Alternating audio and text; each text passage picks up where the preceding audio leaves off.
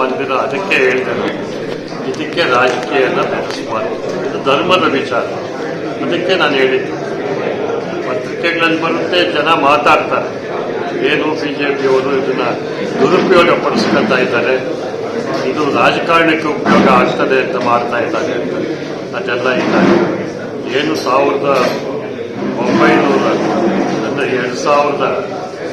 2019ರಲ್ಲಿ supreme court ಕೊಟ್ಟ ತೀರ್ಮಾನದ ಪ್ರಕಾರ ಇವತ್ತು ಅಲ್ಲಿ 4 ವರ್ಷ 2023ಕ್ಕೆ ಅಲ್ಲಿ ಪ್ರಾರಂಭ ಆದಂಥದ್ದು ಬಹಳ ವಿಶೇಷ. ಬಹಳಷ್ಟು ದಾನಿಗಳು ಕೋಟ್ಯಾಂತರ ರೂಪಾಯಿ ದಾನವನ್ನು ಕೊಟ್ಟಿದ್ದಾರೆ. ಕಿರೀಟ ಆ ರೀತಿಯಲ್ಲಿ 11 ಕೋಟಿ ಅಂತಾರೆ, ಕೆಲವರು 100 ಕೋಟಿ ಚಿನ್ನದ 16 ಕೋಟಿ ಚಿನ್ನವನ್ನು ದಾನ ಮಾಡಿದ್ದಾರೆ. ಬಿಹಾರಲ್ಲಿ, ಪಾಟ್ನಾದಲ್ಲಿ, ಸೂರತ್ನಲ್ಲಿ.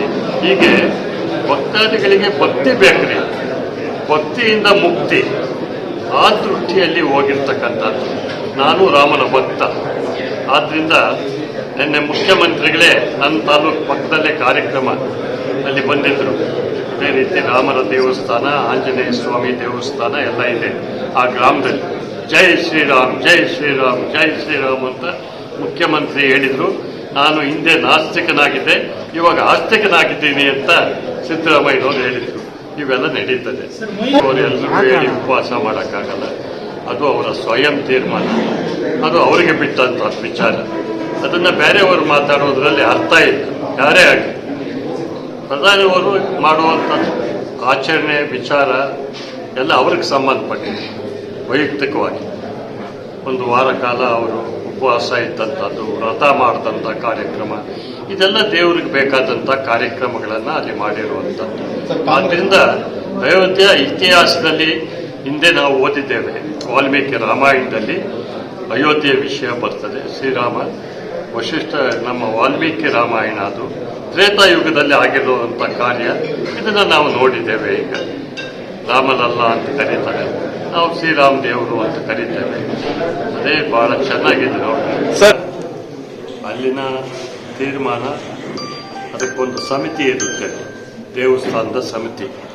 ದೇವಸ್ಥಾನದ ಸಮಿತಿನ ತೀರ್ಮಾನ ತಗೊಂಡು ನಾವೆಲ್ಲ ಹಿಂದೂಗಳೇ ಇಲ್ಲಿರೋರು ಯಾವತ್ತು ನಮಗೆ ಒಳ್ಳೆ ದಿನ ಅಂತ ಹೇಳ್ತಾರೆ ಆವತ್ತು ಆಚರಣೆ ಮಾಡುವಂಥದ್ದು.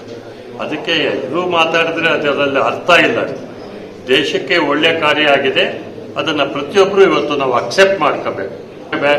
ಪೊಲಿಟಿಕಲಿ ಅದು ಬೇಕಾಗಿಲ್ಲ, ರಾಜಕಾರಣಕ್ಕೆ ಅದನ್ನು ಸೇರಿಸುವಂಥ ವಿಷಯನೇ ಅಲ್ಲ. ಅದು ಧರ್ಮದ ವಿಚಾರ. ನನಗೂ ಧರ್ಮ, ಎಲ್ರಿಗೂ ಧರ್ಮ ಇದೆ ಈ ದೇಶದಲ್ಲಿ. ಇದು ಹಿಂದೂ ದೇಶ, ಹಿಂದೂ ಧರ್ಮ. ನೋಡ್ರಿ, ಏನ್ ಕಾರ್ಯ ಆಗತ್ತೆ ಅದು ಜನಪರವಾಗಿ ಆಗಿರುವಂಥ ಕಾರ್ಯ. ಯಾರೂ ಸ್ವಾರ್ಥಕ್ಕೆ ಉಪಯೋಗಿಸೋಕ್ಕಾಗೋದಿಲ್ಲ.